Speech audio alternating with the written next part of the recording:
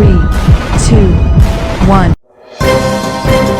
Audio Jungle. Audio Jungle.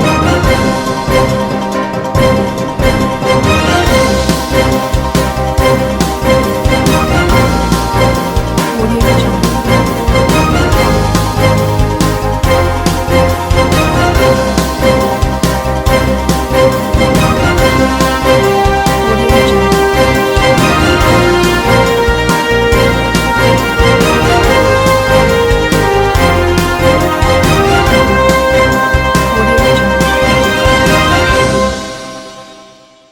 नमस्कार, मैं हूं नरेश राघानी और आप देख रहे हैं हॉराइजन न्यूज। पंचशील स्थित सिटी स्क्वायर मॉल में भूकंप से मचा हड़कंप। NDRF, SDRF, civil defence, scout, NCC, fire brigade और मेडिकल टीमों ने संभाला मोर्चा। शुक्रवार को पंचशील स्थित सिटी स्क्वायर मॉल में भूकंप की सूचना से जिला प्रशासन में हड़कंप मच गया और प्रशासन के निर्देश पर तत्काल आपदा से निपटने के लिए NDRF, SDRF, civil defence, scout and guide, NCC, fire brigade और मेडिकल की टीमें सिटी स्क्वायर मॉल के लिए रवाना हो गई। देखते ही देखते सिटी स्क्वायर मॉल से आपदा में फंसे लोगों को निकालने का रेस्क्यू ऑपरेशन शुरू किया गया। यह सब राष्ट्रीय, राजकीय और जिला स्तरीय आपदाओं को देखते हुए जिला प्रशासन द्वारा एक मॉक ड्रिल के तहत किया गया अभ्यास था। जिला प्रशासन की ओर से अतिरिक्त जिला कलेक्टर राजेंद्र प्रसाद अग्रवाल मौके पर मौजूद रहे, जिन्होंने बताया कि किसी भी आपदा से निपटने के लिए सभी रेस्क्यू टीमों में संयुक्त समन्वय होना बेहद जरूरी है। समन्वय के होने से ही आपदा के समय होने वाली जन धन की हानि को रोका जा सकता है। जैसा सभी को पता है कि जिला स्तर पर, राज्य स्तर पर और राष्ट्रीय स्तर पर आपदाओं के संबंध में प्रतिसाद बल जो रेस्पॉन्स फोर्स है उनका गठन किया हुआ है राज्य सरकार द्वारा। और जब भी इस प्रकार की कोई दुर्घटनाएं हमारे सामने आती है तो निश्चित रूप से वहाँ लोकल जो एडमिनिस्ट्रेशन है और आसपास के लोग हैं वो निश्चित रूप से वहाँ जो मदद की भावना जो उनमें होती है, जो उनकी सामर्थ्य होती है, जो उनका विवेक होता है, उसके हिसाब से वो मदद करते हैं। लेकिन राज्य सरकार द्वारा जब से ये डीएमए एक्ट 2005 बना है उसके बाद इन बलों का गठन किया गया है। निश्चित रूप से हमारे पास प्रशिक्षित सभी कार्मिक मौजूद हैं, विभिन्न प्रकार के उच्च श्रेणी के संसाधन भी मौजूद हैं, जिनके कारण अगर कोई इस तरह की दुर्घटना होती है तो इनके सहयोग से और स्थानीय सहयोग से जन हानि और जो पशु हानि या अन्य कोई संपत्ति का नुकसान होता है उसको हम मिनिमाइज कर पाते हैं। Thank you. Civil defence Ajmer व उदयपुर के डिप्टी कंट्रोलर अमित शर्मा ने बताया कि उन्हें जो जिम्मेदारी इस मॉक ड्रिल के लिए दी गई थी उसे उन्होंने बखूबी अंजाम दिया है। इस मॉक ड्रिल में 6ठी battalion, NDRF, SDRF, civil defence, fire brigade, medical, NCC, scout and guides की टीमों ने आपसी समन्वय से राहत और बचाव कार्य में तेजी दिखाते हुए इस मॉक ड्रिल को सफलतापूर्वक अंजाम दिया। Myself, Deputy Controller Amit Sharma, Civil Defence Office, Udaipur and Ajmer. आज जो एक संयुक्त अभ्यास जो रखा गया वो दरअसल मॉक ड्रिल को देखते हुए रखा गया और एक इसको नाम दिया गया संयुक्त मॉक ड्रिल, जिसमें प्रशासन और रेस्क्यू एजेंसियों के मध्य में क्या कोऑर्डिनेशन हो सकता है और किस तरीके से बेहतर तरीके से हम उस काम को अंजाम दे सकते हैं, इस विषय पे ये पूरा कार्यक्रम रखा गया। और इसी को मंथन करते हुए दरअसल प्रशासन को भी यहाँ पे एंगेज किया गया और जितनी भी जो रेस्क्यू एजेंसीज थी, जिनमें NDRF, SDRF, civil defence, scout और एनसीसी, ताकि जब भी ऐसी कोई सिचुएशन अराइज हो तब ये सभी एजेंसी अपने अपने समन्वय अपने आप को समन्वित रखते हुए और एक दूसरे का सहयोग कर सकें। क्योंकि जब भी कोई आपदा आती है तो वो बहुत बड़े लेवल पे आती है और उस वक्त जो है सभी बहुत बड़ी एक मैन पावर की ज़रूरत पड़ती है। ऐसी स्टेज पे जो प्रशिक्षित व्यक्ति है वो किस तरीके से अपना काम कर सकता है और आपदा के समय आम जन को राहत किस तरीके से पहुंचा सकता है, ये आपने इस ड्रिल के माध्यम से हमने एक संदेश देने की कोशिश की है। और एज अ नोडल ऑफिसर इस पूरी टीम को जो हैंडल करने के लिए जो जिम्मा मुझे दिया गया, मैं समझता हूँ कि ये बहुत अच्छा कोऑर्डिनेशन रहा और सभी ने बहुत बेहतर कार्य किया।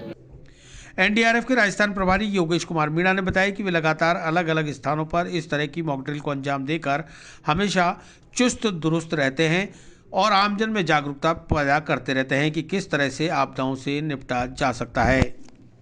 आज 24 दिसंबर को जो सिटी स्क्वायर मॉल है उसमें अर्थक्वेक की मॉक ड्रिल की गई, जिसमें सभी एजेंसियों ने बढ़ चढ़ के हिस्सा लिया। उसमें NDRF, SDRF, civil defence, scout and guide, NCC, fire brigade, medical और जितनी भी एजेंसियां हैं सब ने इसमें बढ़ चढ़ के हिस्सा लिया। ये इसलिए की गई कि उस अभ्यास को करने से कोऑर्डिनेशन रहता है, पब्लिक में अवेयरनेस आती है और जिससे क्या है कि सबको पता चलता है कि यदि कभी कोई इन केस हादसा हो गया तो उससे हम किस प्रकार से बच सकते हैं, उसमें क्या क्या टेक्निक यूज कर सकती हैं।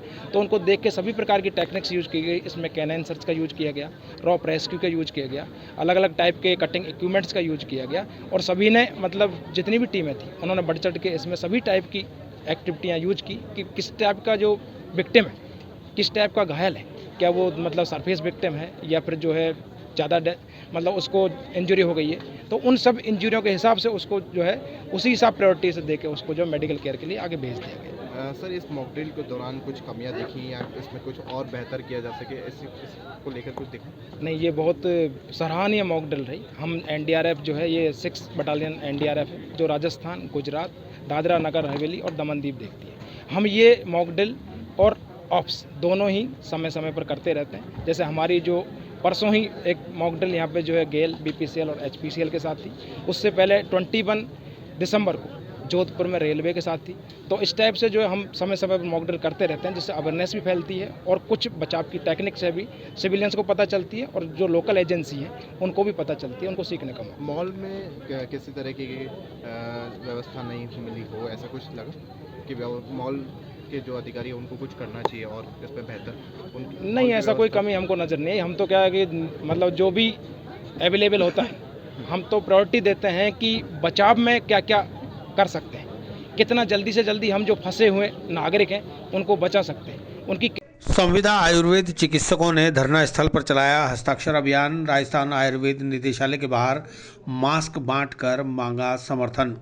पिछले 11 दिन से भीषण सर्दी में आयुर्वेद निदेशालय के बाहर धरने पर बैठे विभिन्न जिलों के संविदा आयुर्वेद चिकित्सकों ने निदेशालय के बाहर मास्क बांटकर लोगों से समर्थन मांगा, वहीं हस्ताक्षर अभियान भी चलाया।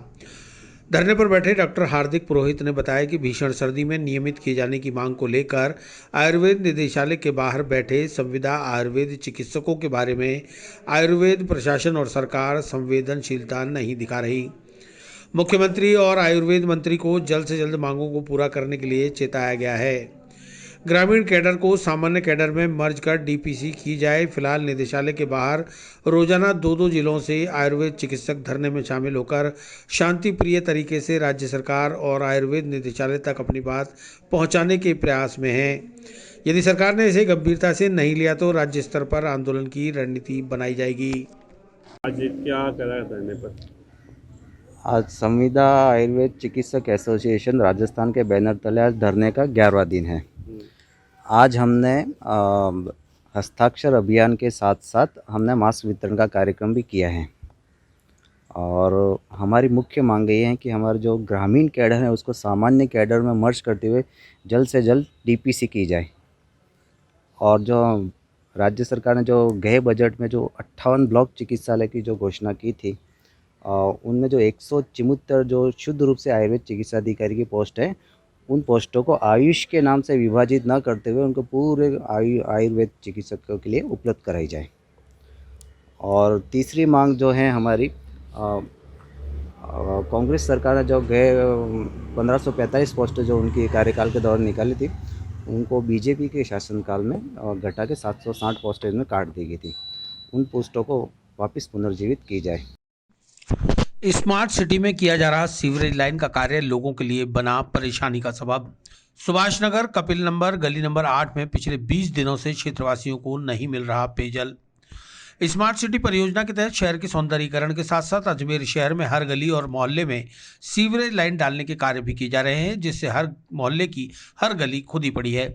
ऐसा ही हाल सुभाष नगर कपिल नगर टावर रोड गली नंबर 8 का है, जहां पिछले 20 दिन से सीवरेज लाइन डालने के नाम पर सड़कों को खोदकर पटक दिया गया। इस खुदाई के दौरान इस बस्ती की पेयजल लाइन भी क्षतिग्रस्त कर दी गई, जिससे लगभग 20 दिन से 20 घरों के लोगों को पीने का पानी भी नहीं मिल पा रहा। ऐसे में क्षेत्रवासियों ने कॉन्ट्रैक्टर दीपक शुक्ला से बात की तो उसने पाइपलाइन ठीक कराने का आश्वासन तो दे दिया, लेकिन अभी तक कोई कार्रवाई नहीं कराई गई। वहीं पार्षद भी कोई सुनवाई नहीं कर रहा। ऐसे में क्षेत्रवासी करें तो क्या करें। क्षेत्र में प्राचीन शीतला माता का मंदिर है, जिस पर लोग पूजा करने नहीं जा पा रहे। वहीं स्कूल के बच्चे स्कूल नहीं जा पा रहे, बुजुर्ग घर से बाहर नहीं निकल सकते। ऐसे में क्षेत्रवासी घरों में ही कैद रहने को मजबूर हैं। कछुआ चाल से चल रहा सीवरेज लाइन का कार्य स्थानीय लोगों के लिए परेशानी का सबब बन चुका है। लिहाजा प्रशासन को जल्द से जल्द इस ओर ध्यान देना चाहिए। ये कपिल नगर टावर रोड गली नंबर 8 है और यहाँ पर करीबन 15 दिन से ये सीवरेज खोद रखी है। इसमें सभी के पाइप टूटे पड़े हैं। किसी के भी यहाँ कम से कम 15 मकान है, किसी के भी पानी नहीं आ रहा है यहाँ पर 15 दिन से, और ना ही कचरे वाला आ रहा है। अब सबके घरों में कचरा इतना सारा इकट्ठा हो गया, खाली प्लॉट में फेंकते हैं तो जुर्माना लग जाता है। और स्कूल के बच्चे स्कूल नहीं जा पा रहे हैं, यहाँ पे गाड़ियाँ स्लिप हो रही है, सारी मिट्टी वगैरह पड़ी है, मतलब सारी पब्लिक इतनी परेशान हो रही है। इतना बड़ा गड्ढा कर दिया है, माता रानी की पूजा नहीं हो पा रही है और 15 दिन से पानी नहीं है। कितने का टैंकर मंगाए, कितने टैंकर मंगाए, पॉसिबल नहीं है अब इतना। ये जो गली है कितने घर जोड़ती है ये गली, मतलब कितने लोग? इस गली में कम से कम 15 या 20 मकान है और सारे परेशान हो रहे हैं, किसी के पानी नहीं आ रहा है। और दीपक शुक्ला जी को कल रात को सबने कहा तो रात को तो बोल गए कि हाँ करते हैं, और रात को ये पूरी ओपन थी और यहाँ पे पाइपलाइन दिख रहे थे, पाइप सबको दबा गए रात को मिट्टी के नीचे कि अब अगर आपसे कुछ होता है तो कर लो, वो ये बोल के गए। कौन सी जगह की आती है ये? कपिल नगर है, गली नंबर 8, सुभाष नगर। तो ये है कि एक तो रास्ता बंद हो गया पूरा, ना तो निकल सकते, पैदल भी निकलने में बहुत परेशानी है। और दूसरा ये है कि पानी आना बंद हो गया बिल्कुल ही, पानी नहीं जा रहा, तो जिस वजह से हमें बाहर से पानी लेना पड़ रहा है बाजार से। क्या मानते हो अंकल, अपना अजमेर जो है आए दिन आप अखबारों में पढ़ते हो, टीवियों में देखते हो, अजमेर स्मार्ट सिटी की ओर बढ़ रहा है और इस तरफ ये कॉलोनियों के यहाँ हाल है? नहीं, कॉलोनियों के हिसाब से हम नहीं कह सकते कि स्मार्ट सिटी की तरफ बढ़ रहा है। दिन पर दिन जो है गंद पड़ता ही चला जा रहा है गलियों में। ठीक है, वैशाली नगर वगैरह में होगा, अच्छा होगा, पर यहाँ तो अपना जो सुभाष नगर हो गया, कपिल नगर हो गया, ये आपका खानपुरा वगैरह हो गया, सब बुरी हालत, इसी तरीके की हालत। अच्छा, रोड नाली सड़क को लेकर अगर बात करें तो क्या स्थिति हो रखी है पूरे वार्ड की? वार्ड की हालत ठीक नहीं है, सब जमादार वगैरह आता नहीं है, ये चक्कर है। गाड़ी नहीं आ पाती। कितने दिन पहले शुरू हुआ था सीवरेज का? सीवरेज के काम को करीब लगा लीजिएगा 20-25 दिन हो गए। हाँ, पर हालत वही है, तो पूरी नली सब खुद ही पड़ी है, पूरी गलियां जो खुद ही पूरी। जी, वार्ड नंबर 34 से हैं, यहाँ सुभाष नगर गली नंबर 8 से हैं। यहाँ 15 दिन से हमारे यहाँ सीवरेज का काम चल रहा था, जो पूरा खुदाई कर रखी है। कॉन्ट्रैक्टर भी हमारी बात नहीं सुन रहा है, 15 दिन से पानी नहीं आ रहा। हमारे पूरे मोहल्ले में, सारा मोहल्ला यहाँ पर परेशान हो रहा है, इसलिए आज यहाँ इकट्ठे हुए हैं और बहुत परेशानी हो रही है। मतलब किस चीज़ का काम चलना था भैया यहाँ, और कब तक पूरा होना था ये काम? ये सीवरेज का काम चलना था और उन्होंने कहा था लगभग महीने भर में ये चीज़ खत्म हो जाएगी, लेकिन कम से कम हमारी ये कॉन्ट्रैक्ट के अंदर ही आता है इनके कि भाई हमारा जो पानी की फिटिंग है ये तो ये लोग ठीक कर दें, लेकिन अभी तक वो भी ठीक नहीं हो पा रही है। किसी से इससे किसी अधिकारी वगैरह से बात करी, पार्षद को बोला आपने? हमने दीपक शुक्ला जिनको कॉन्ट्रैक्ट दे रखा है यहाँ का, उनसे भी बात की, लेकिन उन्होंने भी यहाँ पर झड़प कर ली। हमारे पार्षद जी से भी उन्होंने झड़प कर ली, बात नहीं समझ रहे हैं और हमारी परेशानियों को भी नहीं समझ पा रहे हैं, और पानी यहाँ पर आ नहीं रहा, पानी के बिना बहुत परेशानी हो जाती है। अच्छा, पानी जब नहीं आ रहा, बड़े बड़े खड्डे यहाँ हो रहे हैं, तो किस तरह की दुर्घटना यहाँ पर हो चुकी है, हो रही है, होने की संभावना है?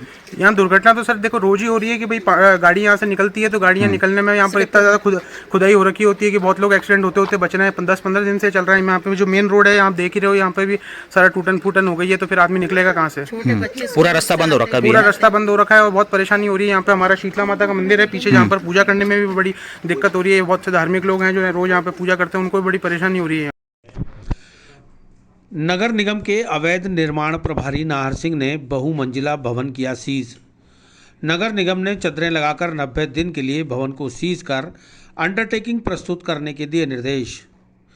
नगर निगम के उत्तर विधानसभा क्षेत्र के अवैध निर्माण के प्राधिकृत अधिकारी नाहर सिंह के नेतृत्व में स्थानीय पुलिस जाब्ते के साथ नगर निगम की टीम ने शुक्रवार को राजस्थान नगरपालिका अधिनियम 2009 की धारा 194(7)(6) के अंतर्गत आनंद नगर बस स्टैंड के नज़दीक बन रहे एक 3 मंजिला व्यावसायिक भवन को सीज करने की कार्रवाई को अंजाम दिया।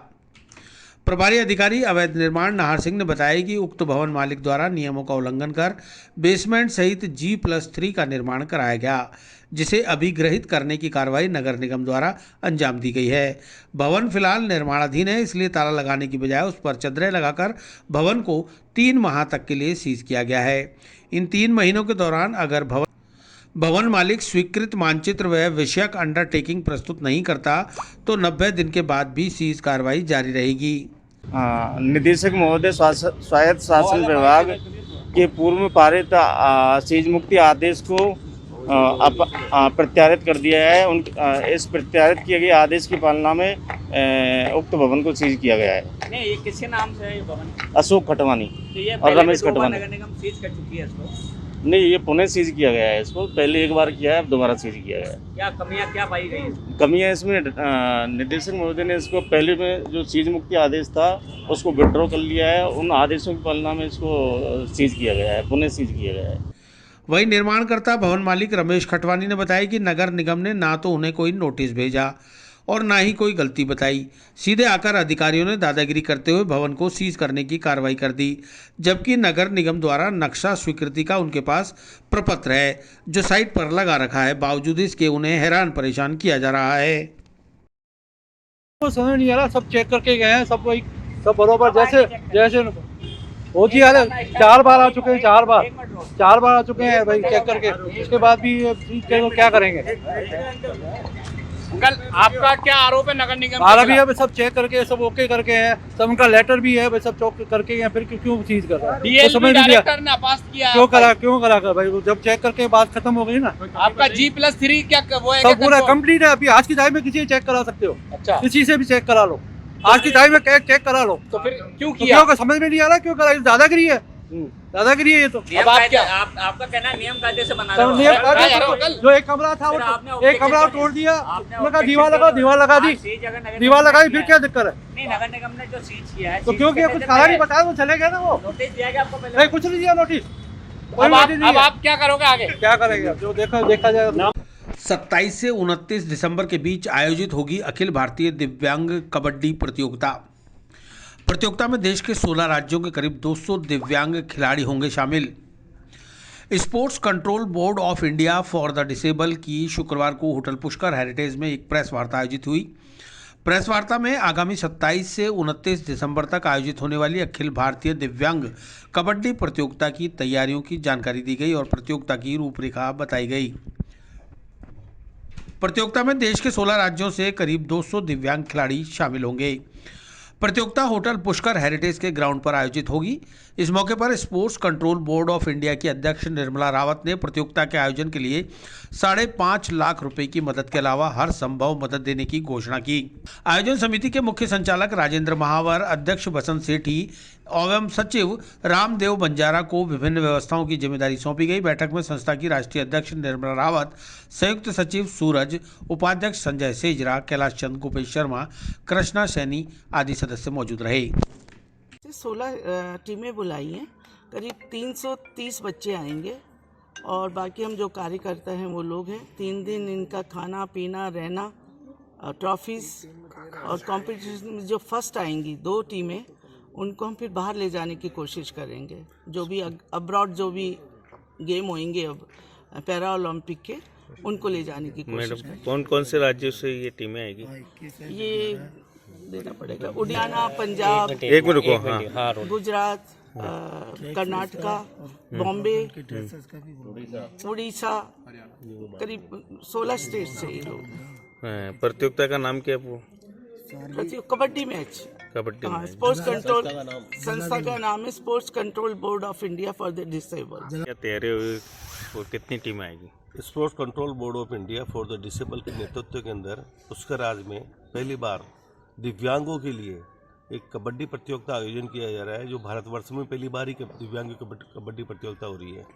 इसमें ऑर्थोपेडिक जो लोग हैं, जो थोड़ा हाथ से विकलांग है, थोड़ा पैर से विकलांग है, उन लोगों को इसमें सम्मिलित किया गया है। उनके रहने की, खाने की, आवास की व्यवस्था पूरी हमने कर ली गई है और सारी ये प्रतियोगिता जो पूरी संपूर्ण प्रतियोगिता है वो लोगों के सहयोग से हो रही है। इसमें सरकार का और किसी भी सरकारी संस्थाओं का कोई सहयोग नहीं रहा है और हमने नहीं लिया है। प्रतियोगिता किस तारीख से कितनी तारीख तक होगी? 27 तारीख से 28, 27, 28, 29 3 दिवसीय प्रतियोगिता है। इसके अंदर सभी टीमों को लीग मैच के रूप में खिलाया जाएगा। क्या उद्देश्य है इसका? हमारा उद्देश्य, हम जो प्रतिभागी छात्र तैयार होते हैं उनमें से हम कलेक्शन करके आज जो थाईलैंड में हमारे वर्ल्ड की जो प्रतियोगिता होने जा रही है औरतों ओलंपिक की, उसके अंदर इनको सम्मिलित करें। इन प्रतिभाओं को वहाँ पर हम मौका देंगे कि वो अपनी प्रतिभा वहाँ दिखा सकें। प्रतियोगिता कहाँ आयोजित होगी? प्रतियोगिता होटल पुष्कर हेरिटेज में ऐसी होगी। प्रथम प्राइज ये होगा इस प्रतियोगिता का, शील्ड, उसके अलावा जो हमारा ट्रॉफी दी जाएगी, उसके अलावा 31,000 रुपये हम प्रथम प्राइज देंगे और 21,000 रुपये हमारा द्वितीय प्राइज होगा। और हमारी कमेटी ने तय किया कि पुष्कर में पवित्र भूमि में होटल राजस्थान में नेशनल टूर्नामेंट कराने के लिए डिसेबल्ड के लिए ऑर्थोपेडिक कबड्डी के टूर्नामेंट कराने के लिए निर्णय लिया गया। 27 से 28 29 तक टूर्नामेंट होंगे और ये विशाल होगा। और इंडिया में पहले बार डिसेबल्ड का ऑर्थोपेडिक का टूर्नामेंट हो रहा है, प्रथम बार है। और ये टूर्नामेंट के बाद में इंडिया टीम सिलेक्शन करेंगे और उसके ओलंपिक में ले जाने के लिए प्रयास करेंगे।